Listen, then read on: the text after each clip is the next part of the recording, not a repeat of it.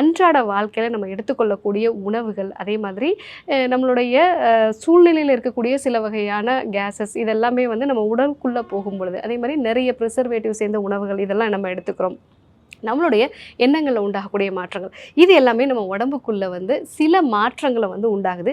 இந்த கழிவுகளை நம்ம உடலால் வந்து வெளியேற்றுறதுக்கு ரொம்ப சிரமமாக இருக்குது. நம்ம உடல் தான் இந்த கழிவுகளை வெளியேற்ற போது, ஆனாலும் கூட சில சிரமத்தோடு இந்த கழிவுகளை வந்து அது வெளியேற்றுது. ஒரு கட்டத்துக்கு மேலே இந்த கழிவுகளை வெளியேற்ற முடியாமல் தேங்கும் பொழுது தான் நாம் நோய்வாய்ப்படுறோம். ஸோ இதுதான் நவீன மருத்துவத்தில் கழிவு நீக்கத்துக்கு, அதாவது டீடாக்சிஃபிகேஷனுக்கு சொல்லக்கூடிய விஷயம். உடலில் இருக்கக்கூடிய பிரச்சனைகள் எல்லாத்துக்குமே ஆரம்ப கட்டமாக இந்த கழிவு தேக்கம் அப்படிங்கிறது இருக்கிறதுனால, அதனால தான் நம்மளுடைய மருத்துவத்தில் வந்து நோயை வந்து சரி செய்யணும் அப்படின்னு நம்ம வந்து ஒருத்தருக்கு வந்து ஒரு ட்ரீட்மெண்ட் கொடுக்கும் பொழுது முதல்ல கழிவு நீக்க முறையை வந்து நம்ம அவங்களுக்கு சொல்லுவோம்.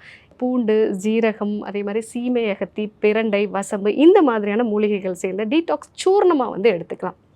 இது எல்லாருமே வந்து எடுத்துக்கலாம். இந்த டீடாக்ஸ் சூர்ணம் வந்து வயதானவர்கள், அதே மாதிரி வந்து நடுத்தர வயதில் இருக்கிறவங்க, இளைஞர்கள் இவங்க எல்லாருமே இந்த டீடாக்ஸை வந்து எல்லாருமே வந்து இதை எடுத்துக்க ஆரம்பிக்கலாம். நைட்டில் இந்த 1 டீஸ்பூன் அளவுக்கு இந்த டீடாக்ஸ் சூர்ணம் வந்து எடுத்துக்கும் பொழுது நம்ம உடலில் தேங்கக்கூடிய இந்த கழிவுகள்லாம் வந்து நீங்கி ரொம்ப ஒரு சுறுசுறுப்பாக நம்மளால் வந்து உணர முடியும். நல்ல பசி எடுக்கும். நீங்கள் சாப்பிடக்கூடிய உணவு வந்து நல்லாவே வந்து செரிக்க ஆரம்பிக்கும்.